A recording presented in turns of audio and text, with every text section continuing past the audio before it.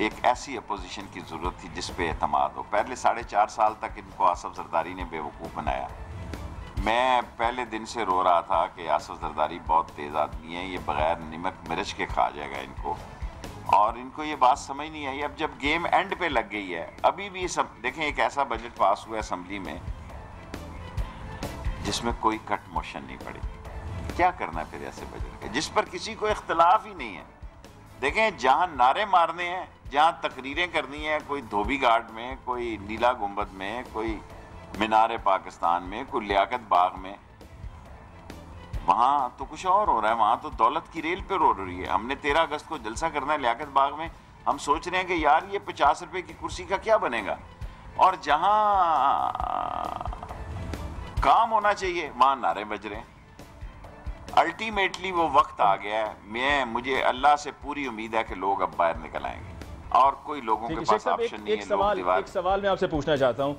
राजा परवेज अशरफ साहब वज़ीर आज़म बन गए, लेकिन अगर हम ये तसव्वुर कर लें कि आप पीपल्स पार्टी का हिस्सा हैं और आपको कहा जाए इस सूरत हाल में कि जी आप बतौर वज़ीर आज़म हलफ उठाइए और आप हमारे कैंडिडेट हैं प्राइम मिनिस्टरशिप के लिए, तो क्या आप इसको कबूल करते? और अगर करते तो क्या आप वज़ीर आज़म मुंतखब होने के बाद ये जो मौजूदा मसाइल हैं, क्या आपको लगता है कि आप इन हालात में इनका कोई हल निकाल सकते थे? देखें, अव्वल तो मेरा पीपल्स पार्टी से तल्लक नहीं है। जिनकी है अल्लाह उनको नसीब करे। और इस पार्टी ने खुद अपनी शहादतों से सबक नहीं सीखा। कहाँ जुल्फ़कार अली भुट्टो, कहाँ शहीद बेनज़ीर भुट्टो, और कहाँ राजा परवेज अशरफ। मेरा मतलब है ये अपनी बात, यानी क्या कहें जी, ये अपनी जब मुआवजा करते हैं, कहते हैं ये वो कुर्सी है, बाबा तुम कहाँ और वो कहाँ, क्या पिद्दी का शोरबा, आप खड़े कहाँ हैं? आपका तारफ क्या है इस मुल्क में? ये आपका तारफ है कि जनाब अली के जो बेरोजगार, जिसको कोई रोजगार ना मिले, और MBA और BBMA वो सारे धक्के खाएं, और आप लोग जो हैं ये समझें कि शायद ये मुल्क का, मैं नहीं देखता इस तरह मुल्क चल जाना। अगर आप समझते हैं कि कल परवेज अशरफ कुर्बानी की भेंट चढ़ेगा, या जो देखें असल मसला क्या है, भेंट तो उसको चढ़ना चाहिए जिसके 60 मिलियन डॉलर होते तो क्या करते? देखें, मैं ख्वाब नहीं देखता, मैं अपनी औकात में रहता हूँ। जो मेरा साइज है मैं उस साइज का, मैंने कभी इतना बड़ा ख्वाब नहीं देखा। मैं ना शौकत अजीज हूँ तो ना वो प्राइम मिनिस्टर हूँ जो यूरोप में, क्या नाम था उनका, अजीज उनका नाम भी था, जो कॉफ़ी पी रहे थे बैरूत के कैफेटेरिया में, और उनको कहा गया कि आप इस पाकिस्तान मुल्क के, बदनसीब मुल्क के होने वाले प्राइम मिनिस्टर होंगे। ये लॉटरी सिस्टम है यहाँ पे, ये पर्ची जुआ लगा हुआ है, और जो बड़ा जुए वाला है उसको पैसा देते हैं। ये रेंटल पावर में क्या हुआ है, ये बिजली हल हो चुकी होती, मैं मान ही नहीं सकता। देखें वो सारे करप्ट ब्यूरोक्रेट, जिनको देखें ब्यूरोक्रेट में भी बड़े बड़े इज्जत के लिए दो चीज़ें, आप हुक्मरानी के लिए जिए या इज्जत के लिए जिए या दौलत के लिए जिए। सो इनकी जो ख्वाहिश थी वो पूरी हो रही है। इसका अंजाम क्या लेगा हम देखेंगे या नहीं देखेंगे, तारीख ज़रूर लिखेगी कि इन लोगों ने अपनी ज़ात के लिए क्या किया और लोगों के लिए क्या किया, लोगों में इनकी क्या रिस्पेक्ट है। आपने कहा कि आपने कहा कि आप ख्वाब नहीं देखते, आपने कहा आप ख्वाब नहीं देखते, लेकिन चौधरी परवेज इलाही साहब ख्वाब देख रहे हैं, डिप्टी प्राइम मिनिस्टर की कोशिशों में हैं, और यही मुतालबा किया गया PMLQ की तरफ से, और मुतालबात की मंजूरी तक या उस पर कोई बातचीत होने से पहले तक उन्होंने कहा कि जी हम जितने भी हमारे पहले वज़रा थे वो तब तक हलफ नहीं उठाएंगे। देखिए ये भी एक सोच है कि इस प्राइम मिनिस्टर ने, एक डिप्टी प्राइम मिनिस्टर ऐसा आ जाए इख्तियार वाला, उसके लिए तो आइन की अमेंडमेंट चाहिए। अभी तक तो आइन में कोई गुंजाइश नहीं है डिप्टी प्राइम मिनिस्टर की, जिस आइन को मैंने पढ़ा है। अगर रूल्स एंड प्रोसीजर के तहत कोई डिप्टी प्राइम मिनिस्टर आएगा, कल कोई सुप्रीम कोर्ट में चला जाएगा। और आज उन्होंने बहुत वाज़े तौर पर चीफ जस्टिस ने ये कह दिया है कि भाई तशरीह जो है, अगर कोई ऐसा फैसला आएगा, आइन और कानून की तशरीह की ज़रूरत हुई तो सुप्रीम कोर्ट फैसला देगा। चौधरी साहब हमारे भाई हैं, हमारे बड़े मेहरबान हैं। उनका ये ख्याल है कि अगला प्राइम मिनिस्टर तो जब जाएगा तो मैं as a deputy prime minister, as a acting prime minister हो जाऊंगा। मेरा ख्याल ऐसा वक्त नहीं आएगा। काउंटडाउन शुरू हो चुका है। इस काउंटडाउन में 40 दिन लगें, 60 लगें, 90 लगें, 100 लगें, अक्ल का तकाजा यही है कि इलेक्शन की तरफ जाया जाए। अगर इलेक्शन की तरफ नहीं जाना तो फिर आप सिलेक्शन का रास्ता खोलेंगे। इलेक्शन की सवाबदीदी इख्तियारात आपके पास हैं, सिलेक्शन के किसी और के पास हैं। कौम को सिलेक्शन से बचाएं। अगर फिर इलेक्शन में ये लोग, कौम इन्हीं को लाती है तो फिर ये कौम जाने और ये लोग जाने। लोगों के पास ज़िंदगी के जो चंद दिन रह गए हैं वो बेहतर और मिशन पे भी गुजार सकते हैं। ज़रूरी नहीं है कि तीसरे सिपारे में लिखा है कि आदमी सियासत ही करे। ठीक है शेख साहब, अभी हुकूमत चलाने की अगर बात हो तो कौन चलाएगा?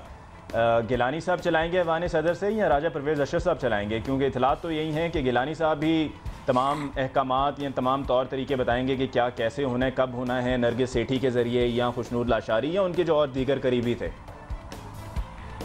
मैं आपको एक बात अर्ज़ करूं, अब ये हुकूमत आसिफ जरदारी साहब चलाएंगे। गिलानी साहब मेहमान अदाकार ज़रूर हो सकते हैं, वो प्रेसिडेंट हाउस में बैठ ज़रूर सकते हैं, वो मुफ्त मशवरे जो हैं वो दे ज़रूर कर सकते हैं। मुझे 1 इंच भी शक नहीं है कि अब prime minister house president Asif Zardari चलाएंगे, वरना वहाँ इस परवेज़ अशरफ जैसे काबल और फसीह और बलीग इंसान की ज़रूरत नहीं थी। ऐसे लोगों की तभी ज़रूरत होती है। आप पार्टियों में देखें, ओहदे उन लोगों को दिए जाते हैं जो गंगू तेली टाइप के लोग हों, जिनकी अपनी कोई राय ना हो, कोई मसला ना हो। सो प्राइम मिनिस्टर चुन के ऐसे लोगों को लाया गया है जिनको ये एहसास हो, ये उनके जहन में हो कि मैं जो कुछ हूँ आसिफ जरदारी की वजह से हूँ। कि पार्टी का तो ये फैसला नहीं है, ये तो शख्सी फैसला है। देखिए, अगर पार्टी का फैसला होता तो MQM ने आखिरी टाइम में चौधरी शुजात साहब से फ़ोन किया कि कायरा साहब को लिया जाए, लेकिन उनकी नहीं सुनी गई। क्योंकि अगर 2 लोग गुजरात से होते तो ये तो नहीं हो सकता ना कि प्राइम मिनिस्टर भी गुजरात से और डिप्टी प्राइम मिनिस्टर भी गुजरात से हो। अल्टीमेटली पीपल्स पार्टी के अंदर से मुझे ऐसा महसूस हो रहा है जल्द या बदेर एक आवाज़ ज़रूर उठेगी। उस आवाज़ में कितनी ताकत होती है, बेजान होती है।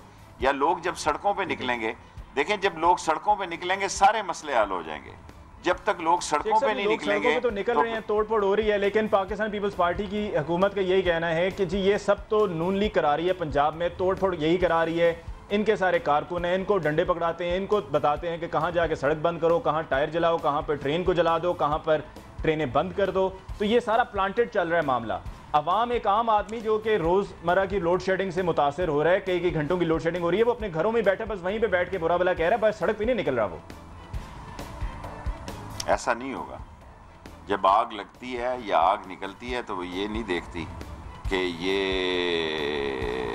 एन वालों का घर है या काफ वालों का घर है या मीम वालों का घर है या ये वालों का घर है या अवामी मुस्लिम लीग का घर है। आग है, इस आग का कोई लीडर नहीं है, ये खुद निकल रही है। बेहतर होता है ये लीडर आगे लगते, और अगर ये नहीं लग रहे तो अल्टीमेटली ज़ाहिर है दुकानदार तो नहीं आग लगाते। मैंने अयूब खान की तहरीक में खुद पार्टिसिपेट किया है और मैंने अयूब खान की तहरीक को बहुत क्लोजली वॉच किया है। बिल आखिर एक ऐसा दिन आता है जब ये तहरीक लीडरों के हाथों से निकल जाती है, और मेरी सियासी सोच ये है कि पाकिस्तान की तहरीक भी लीडरों के हाथों से निकल जाएगी, और जब ये ठीक है लीडरों के हाथ से निकल जाएगी फिर पागलों का ग्रोह आता है, और पागलों का ग्रोह आके इसको ठीक करेगा, और वो ठीक होना है। इस पाकिस्तान ने बिल आखिर ठीक होना है। अगर हमारे हाथ से नहीं हुआ, इसका मतलब ये नहीं है कि कोई इसको नहीं ठीक करेगा, कोई भी आके इसको ठीक करेगा ज़रूर। शेख साहब, आपसे हमारी गुफ्तगू जारी रहेगी। नाज़रीन, हमारे साथ मौजूद हैं शेख रशीद अहमद साहब और बात हो रही है मौजूदा मुल्क की सूरत हाल पर। मजीद शेख साहब से हम सवाल पूछेंगे, अहम सवाल पूछेंगे, लेकिन उससे पहले हमें लेनी है ब्रेक। आपसे मुलाकात होगी ब्रेक के बाद। देखते रहिए हम लोग।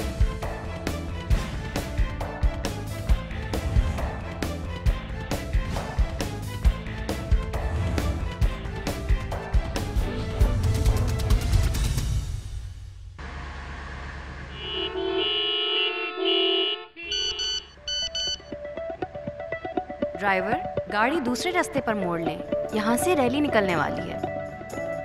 गाड़ी में हूँ पर खबरों से दूर नहीं, क्योंकि जानते रहना लाजमी है। तो अभी अपना फोन उठाइए और समा SMS न्यूज अलर्ट्स हासिल करने के लिए SA टाइप कीजिए और भेज दीजिए 8125 पर। समा SMS न्यूज अलर्ट्स, जानते रहना लाजमी है।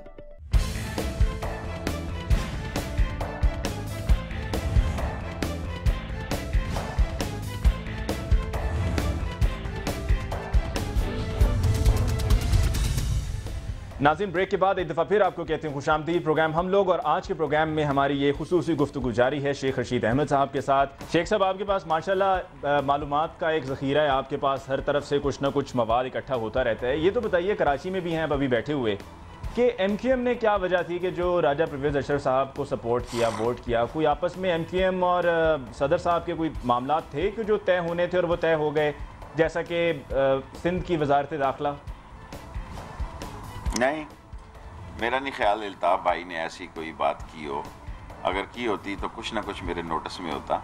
MQM का देखें, अल्ताफ़ भाई का यही कमाल है कि वो लंदन से बैठकर इतनी बड़ी है। देखें, हमारी छोटी सी पार्टी है, हमारे लिए मसाइल होते हैं, वहाँ से बैठ के पार्टी चलाना एक बहुत बड़ी हिम्मत की बात है। ज़ाहिर है उनको जो फीड होता है, लेकिन उन्होंने कोशिश तो की ना। देखें, मैं ये नहीं समझ, मेरे पास कंफर्म इतला है बिल्कुल कि उन्होंने कोशिश की कि कायरा प्राइम मिनिस्टर बन जाए, लेकिन उनकी नहीं चली। वो क्या करते, वो फिर अब एक अलग वोट कास्ट करते। वो फिर ज़ाहिर है रहमान मलिक साहब एक्टिव हुए होंगे और रहमान मलिक साहब ने इस सारे मसले को ठीक किया होगा। सो मुझे ये इतला है कि अल्ताफ़ भाई ने चौधरी शुजात को फ़ोन किया। आगे क्या हुआ इसका मुझे कोई नहीं पता, मैंने ना किसी से पूछना मुनासिब समझा। कायरा के लिए अल्ताफ़ भाई साहब के पास ऐसी क्या इनके पास जो है वो अलादीन का चिराग है, ऐसा इनके पास क्या एबिलिटी है कि MQM और पीपल्स पार्टी की वफाकी हुकूमत में जब भी फासले बढ़ते हैं, अभी आपने खुद रहमान मलिक साहब को कोट किया कि वो फासले कम करते हैं, गैप को ब्रिज करते हैं, ऐसा क्या कमाल है उनके पास? मेरा ख्याल है रहमान मलिक साहब ने MQM से अच्छी बना के रखी हुई है और उनकी एक अच्छी अंडरस्टैंडिंग डेवलप हुई है और उसका उनको प्लस पॉइंट मिलता है जहाँ तक मेरा ख्याल है। शेख साहब, अवामी नेशनल पार्टी, मुत्तहिदा कौमी मूवमेंट, इन दोनों जमातों ने, पाकिस्तान मुस्लिम लीग काफ ने भी वैसे तो बड़ी बातें करते हैं कि जी लोड शेडिंग का बहरान अगर हल नहीं होगा तो हम हुकूमत से अलहदा हो जाएंगे, या एतराज़ ज़रूर उठा रहे होते हैं, तो फिर भी पाकिस्तान पीपल्स पार्टी के वो सिलेक्टेड कैंडिडेट राजा परवेज़ अशरफ को उन्होंने वोट दिया कि जिन्होंने बिजली के मामले पर इतने वादे किए, इतनी बातें कहीं कि जी 2009 तक श्योर कन्फर्म जी हो जाएगा, और फिर भी नहीं हुआ। तो ये क्या मुंह जाके दिखाएंगे अपने वोटर्स को जिनके घरों में बिल्कुल अंधेरे हैं, चिराग जलाए हुए उन्होंने, और उनके पास देखने को घर में कुछ नहीं, अंधेरों में डूबे हुए हैं? देखें, गुजारिश ये है, ANP तो अब पीपल्स पार्टी का पार्ट 2 है। MQM के बारे में आप नहीं कह सकते। मुझे यकीन की हद तक गुमान है कि MQM पीपल्स पार्टी से मिलकर इलेक्शन नहीं लड़ेगी। बाद में वो इताद कर ले या क्या हो जाए इसका नहीं मैं कह सकता, क्योंकि उनके अपने मसाइल हैं, उनका अपना। अब देखें, अब सारे इस मुल्क में हर आदमी अपनी पार्टी अपने लोगों के लिए, अगर वो मुल्की लेवल की सियासत करती है MQM तो शायद उनके लिए बड़ी गुंजाइश थी, लेकिन ऐसा इसलिए नहीं हो सका कि जब 3 रुपये का पेट्रोल बढ़ा तो ये वजारत से बाहर आ गए, और जब 9 रुपये का पेट्रोल बढ़ा तो ये अंदर चले गए। सो एक जो अवामी मसाइल की उनकी लुक थी उसको नुकसान ज़रूर हुआ है, लेकिन मैं यकीन से कह सकता हूँ कि MQM इनके साथ इंतखाबी इत्तेहाद नहीं करेगी, क्योंकि उनको इनकी ज़रूरत नहीं है कराची या हैदराबाद या जो उनकी 25 सीटें हैं। ANP जो है वो एक मुर्दा घोड़ा है, और हमारे वक्त में भी उनकी एक सीट नहीं थी। शायद अगले इलेक्शन में देखें कौम क्या फ़ैसला करती है, लेकिन ये मुझे यकीन है कि MQM का ANP का झाड़ू फिर जाएगा और MQM की सियासत में कोई फ़र्क नहीं पड़ेगा। अब कौम क्या फ़ैसला करती है, कब तक रहेगी हुकूमत के साथ?